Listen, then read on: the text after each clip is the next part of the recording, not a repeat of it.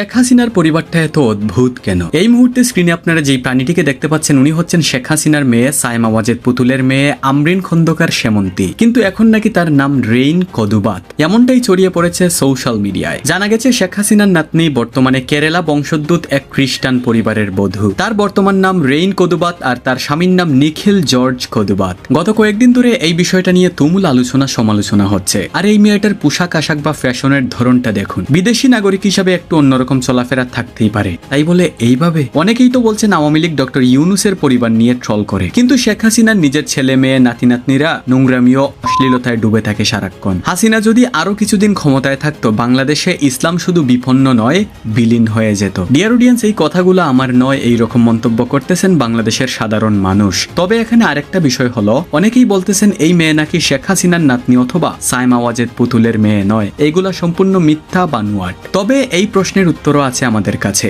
দেখুন তো সাইমা ওয়াজেদ পুতুলের সাথে এইটা কে? আপনার যদি দৃষ্টিশক্তি ভালো থাকে তাহলে অবশ্যই চিনে এবং বুঝে যাওয়ার কথা। তবে ডিয়ার অডিয়েন্স, এখন পর্যন্ত কোনো বড় নিউজ চ্যানেল বা পত্রিকাকে এই বিষয়ে কথা বলতে দেখিনি, তাই এটা আপনাদের উপরই ছেড়ে দিলাম। আপনারাই বলুন, এটা কি আসলেই শেখ পরিবারের নাতনি নাকি অন্য কেউ? আর যদি এটা আসলেই শেখ হাসিনার নাতনি হয় তাহলে তাকে নিয়ে অবশ্যই একটা লাইন কমেন্ট বক্সে লিখে যাবেন।